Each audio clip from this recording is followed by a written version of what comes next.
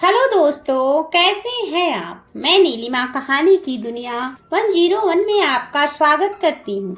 चलिए कहानी शुरू करते हैं। रानी मिर्जापुर जिले के कुशवाहा गांव की रहने वाली थी। उसके पिता तिहाड़ी मजदूर थे। उस समय वहाँ जमींदारों का जमाना था।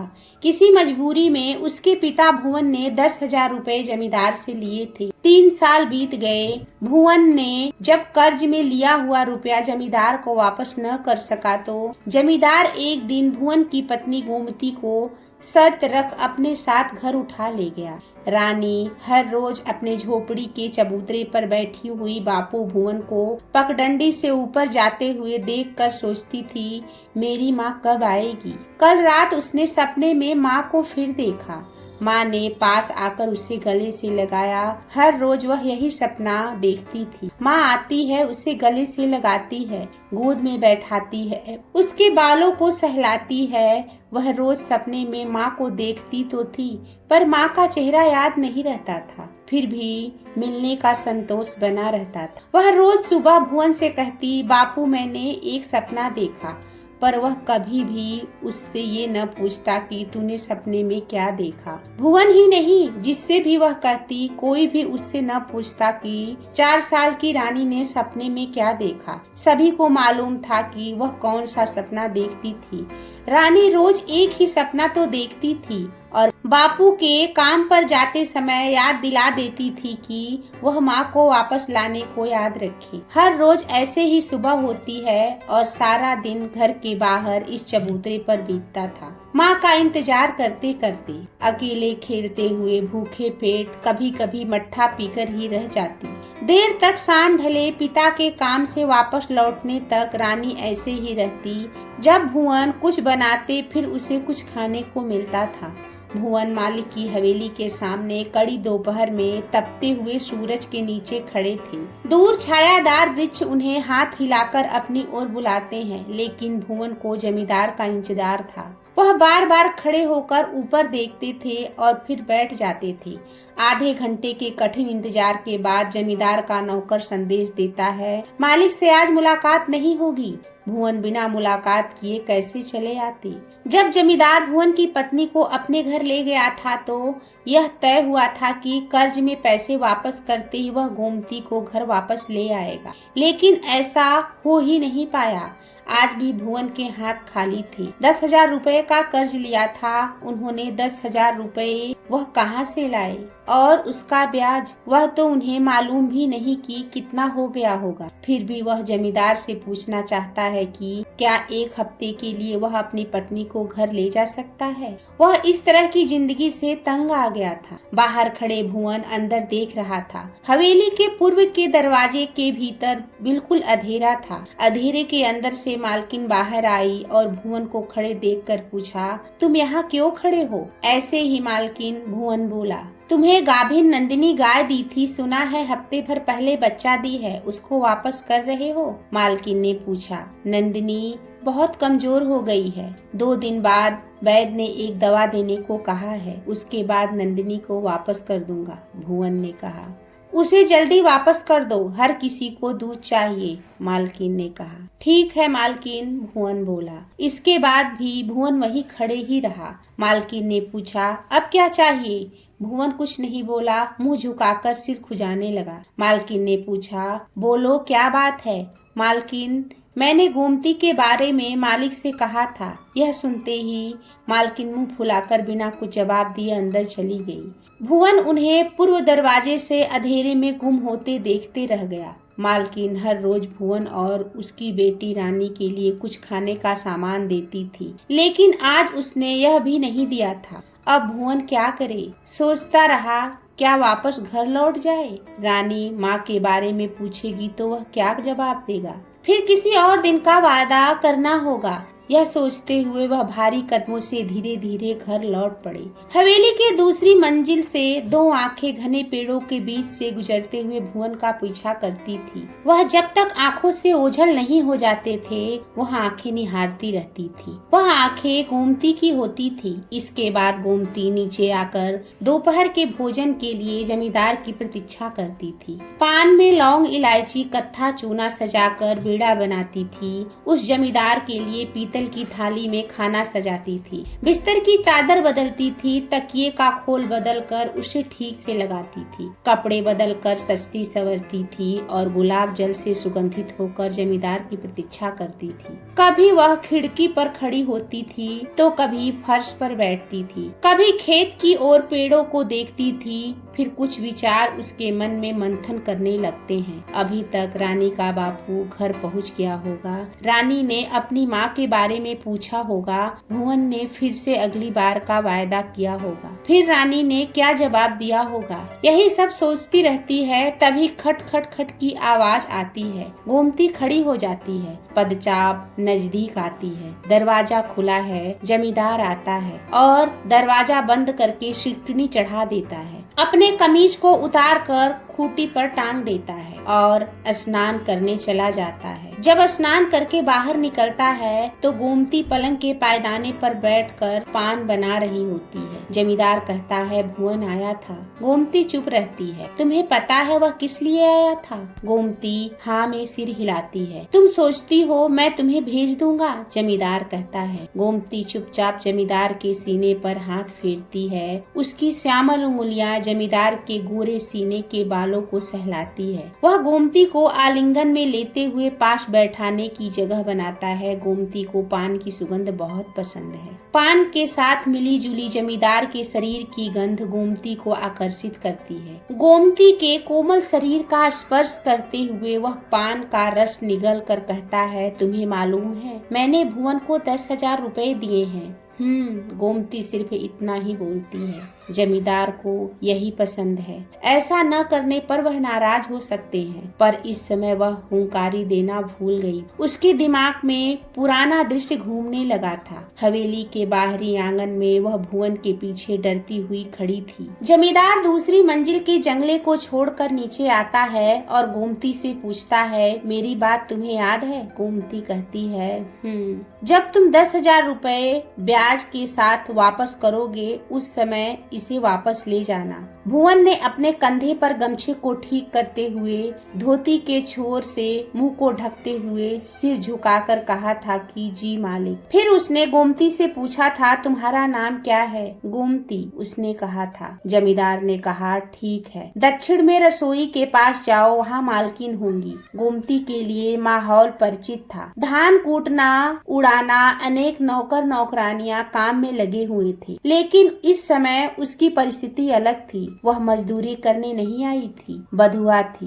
उन लोगों को गोमती की हुंकारे, उसके चेहरे का हाव भाव रुचकर नहीं लगे। न ही उन लोगों को उसका इस प्रकार आना अच्छा लगा। दोपहर में वह अन्य महिलाओं के साथ भात और दाल खाने बैठी। शाम के समय सभी कामगर औरतें अपनी तिहाड़ी लेकर चली गई। गोमती अकेली रह गई। उसे पति और बेटी की याद आने लगी। अंधेरा धीरे धीरे घना हो रहा था। उसका मन दुख से भर गया। वह जोर जोर से रोने लगी। उसकी समझ में नहीं आ रहा था कि वह रात में क्या करे। मालकिन का व्यवहार कठोर था, पशु के समान। गोमती ने सुना मालकिन रसोई घर में नौकरानी से बात कर रही थी। गोमती को मालूम था उस नौकरानी का नाम सावित्री था। छोटी खिड़की के पीछे रात का भोजन तैयार करते और आते जाते सभी लोग लैंप के प्रकाश में दिखाई पड़ रहे थे। इसी समय एक लालटेन का प्रकाश उसके सामने आया। अब लालटेन ऊंची उठकर ठीक उसके चेहरे के सामने थी और जमींदार के चेहरे पर अनेक प्रश्न दिखाई दे रहे थे। मगर वह बिना कुछ बोले धीरे धीरे दूर चला गया। थोड़ी देर बाद सावित्री और मालकिन उसके पास आए। सावित्री के हाथ में एक कटोरी में तेल, सुगंधित साबुन, धोबी के धुले हुए इस्त्री किए हुए कपड़े का एक जोड़ा था। गोमती स्त्री के साथ तालाब पर चली गई। नहाने के बाद वह अच्छे कपड़े पहनकर घर लौटी थी। रसोई रसोई घर में उसे अच्छा खाना दिया गया था। उस समय सावित्री का व्यवहार बेहतर था। उसे याद आया कि दोपहर में दाल और चावल देते समय उसका व्यवहार कितना कठोर था। इस समय मालकिन का व्यवहार भी दयापूर्ण था। आज इस समय वह जमींदार के कंधे पर लेटे लेटे यह सब सोच रही थी। किस तरह वह ओखल वाले कमरे से रसोई घर और रसोई घर से सीढ़ियां चढ़कर ऊपर जमींदार के शयन कक्ष तक पहुंच गई है। दिन महीने साल धीरे धीरे बीतते गए हैं। वह धीरे धीरे इस माहौल की अभ्यस्त हुई है। उसे यह भी नहीं याद कि वह कौन है। कभी कभी उसे अनुभव होता है कि मेरा पति, मेरी बेटी, मेरा घर मेरा इंतजार कर रहे हैं। क्या उसके जीवन का कोई अर्थ है?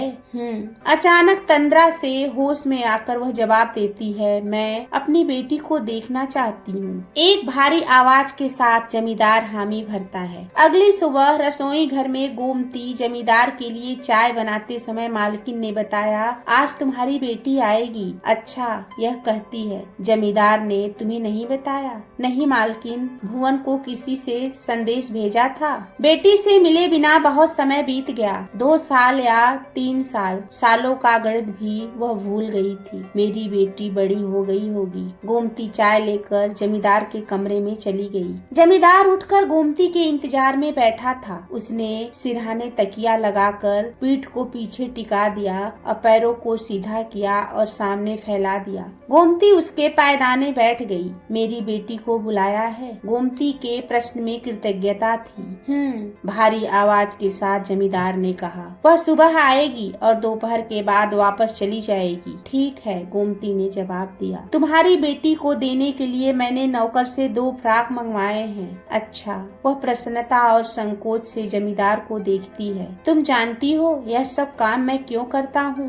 क्यों? मैं तुमसे प्रेम करता हूँ, यह तुम समझती हो और हर रोज मेरा ख्याल रखती हो। गोमती बेचैनी से इधर उधर टहलती है। गलियारे से, कमरों और रसोई से होते हुए उसकी आंखें सीधे द्वार पर आ जाती है। द्वार के बाद सूर्य के प्रकाश में खुले खेत हैं। वह मन की आंखों से देखती है। एक छोटी लड़की सड़क पर उसकी ओर आ रही है। उसका मन करता है वह सीढ़ियां उतरकर नीचे आ जाए और बाहर जाकर प्रतीक्षा करे, पर वह ऐसा नहीं कर सकती। जमींदार की आज्ञा है कि वह बाहर न जाए। वह 4 दीवारी के भीतर बने तालाब तक जा सकती है, वह उसके बाहर नहीं। बाहरी आंगन में भी जाना मना है। भुवन घर में काम करने के लिए वहाँ आता जाता है। उस समय भी बाहर निकलना या उससे मिलना गोमती के लिए मना था। जब भुवन खेत में काम करता है तब वह भीतर से उसे देख सकती है, पर भुवन उसे नहीं देख सकता। वह फावड़े से जमीन खोदता है। थककर फावड़े को बगल में रखकर सुस्ताता हुआ हवेली की ओर देखता है, शायद किसी खिड़की से गोमती दिख जाए, पर वह उस समय जल्दी से अंदर चली जाती है। वह जमींदार से डरती है। जमींदार की क्रूरता की कहानियाँ उसने अनेक लोगों से सुनी है, पर गोमती के सामने जमींदार हमेशा ही सहृदय बना रहता था, जैसे गोमती के चेहरे पर रिझ सा गया हो। और अब गोमती को भी वहाँ का आराम अच्छा लगने लगा था। जब भी जमींदार पैसे लाता वह अंदर ही अंदर डरती थी, क्या उसे यह सब छोड़कर जाना होगा। उस समय वह शर्त उसे याद आती है। शर्त का क्या परिणाम होगा यह उसे ठीक से मालूम नहीं। क्या भुवन ने पैसे वापस कर दिए तो उसे यह सब छोड़कर जाना होगा? क्या भुवन पैसे वापस कर देगा? क्या भुवन के पास इतने पैसे होंगे? इस समृद्धि में रहते हुए जब भी उसे बेटी का भोला चेहरा याद आता उसे यह सब निरर्थक लगने लगता। तभी नौकर ने रसोई के दरवाजे से गोमती को पुकारा और एक पैकेट थमाया। गोमती ने पैकेट खोले। 2 सुंदर फ्राकें, एक छोटे हरे फूलों वाली सफेद फ्राक और दूसरी लाल हरी नाशपातियों वाली, साथ में 2 चड्ढियाँ। उसके ख्याल में आया, इन्हें पहनकर रानी कितनी सुंदर लगेगी। रानी ने आज तक इतनी सुंदर फ्राकें कभी नहीं पहनी। भुवन रानी को लेकर पूर्व के रसोई घर की ओर पहुंच गया। सावित्री रानी को लेकर अंदर आ रही है। गोमती उसे देखकर आंसू नहीं रोक पाती। कितना दुख है उसे, मैं अपनी बेटी का चेहरा तक भूल गई। रानी आश्चर्य से अपरिचित लोगों को देखने लगी। यह उसकी माँ नहीं हो सकती। उसकी नजरें माँ को इधर उधर ढूंढने लगी। गोमती ने पुकारा, बेटी इधर आओ, और रानी को अपनी गोद में बैठा लिया। रानी आश्चर्य से गोमती को देखने लगी। सोचने लगी, यह अच्छे कपड़े पहनने वाली, तेल और साबुन से महकने वाली औरत कौन कौन है? उसने ऐसी ठाठदार औरत पहले कभी नहीं देखी। उसी समय मालकिन ने अंदर से आकर गोमती से पूछा, तुम्हारी बेटी आई? रानी डर गई। उसकी माँ कहाँ है? उसे यह औरत नहीं चाहिए, सिर्फ अपनी माँ चाहिए। उसे वहाँ खाने की अच्छी अच्छी चीजें मिली, पर खाते हुए भी वह यही सोचती रही, ये सब कौन है? मेरी माँ कहाँ है? खाने के बाद गोमती ने रानी को तेल लगाकर नहला दिया और अच्छी फ्राक पहनाते हुए बोली, देखो रानी, माँ तुम्हारे लिए फ्राक लाई है। रानी यह सुनकर खुश हो गई, पर उसकी माँ है कहाँ? नई फ्राक पहने हुए भी उसकी आंखें माँ को ही खोजती रही। पूछते हुए उसे डर लगा, वह किससे पूछे मेरी माँ कहाँ है? शाम का सूरज ढलते ही खेत के काले साए लंबे होने लगे। खेत के सामने बड़ा पहाड़ है। इस समय उसके पेड़ों पर चिड़िया लौटने लगी। धान कूटने वाली औरतें भी घर जाने लगी। खेत के बीच बने झोपड़ों में रोशनी जल गई है। मजदूरों ने सूखी पत्तियां इकट्ठा करके आग जला दी है। अंधेरे में धुएं के इस ओर खड़ा भुवन रानी का इंतजार कर रहा था। तभी एक नौकर भुवन से बातें करने लगता है। जमींदार ने रानी के लिए 2 फ्राक मंगवाए हैं। तुम्हारी पत्नी किस्मत वाली है, वह यहाँ आराम से है, उसे वापस मत बुलाओ। बाद में तुम्हारी बेटी भी यहीं आ जाएगी। भुवन कोई जवाब नहीं देता, सिर्फ सोचता है, मैं क्या कहूँ? 10,000 रुपए और उसका ब्याज मैं कैसे चुकाऊंगा?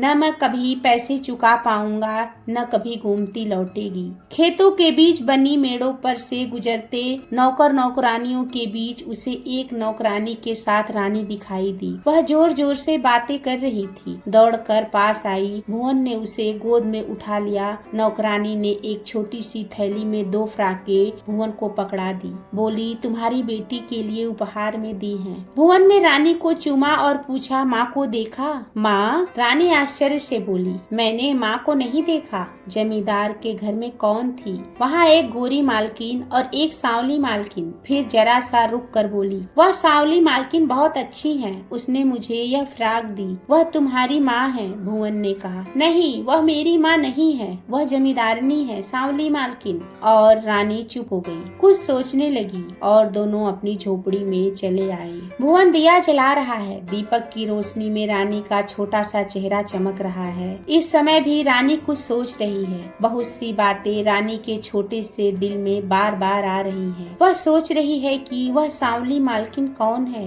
वह मुझे प्यार क्यों करती हैं? वह मेरे लिए फ्राक क्यों खरीद कर लाईं? इन सवालों के जवाब रानी को नहीं मालूम। वह धीरे से पुकारती है, बापू। रानी को अपनी सवालों के जवाब कभी नहीं मिलते और वह बिना माँ के ही बड़ी हो जाती है। भुवन कर्ज नहीं दे पाता, इसी से गोमती छोटी जमींदारिन बनकर खुश रहती है और उसके दिल में धीरे धीरे रानी के लिए माँ की ममता भी कम हो जाती है। दोस्तों, कहानी कैसी लगी? अगर अच्छी लगी तो प्लीज एक लाइक, कमेंट और चैनल को सब्सक्राइब करें। आपका एक लाइक सब्सक्राइब मुझे और कहानी लिखने को प्रोत्साहन देता है। और हाँ, बेल आइकन को दबा दें, जिससे सारी नई कहानी आप तक पहुंचती रहे। धन्यवाद।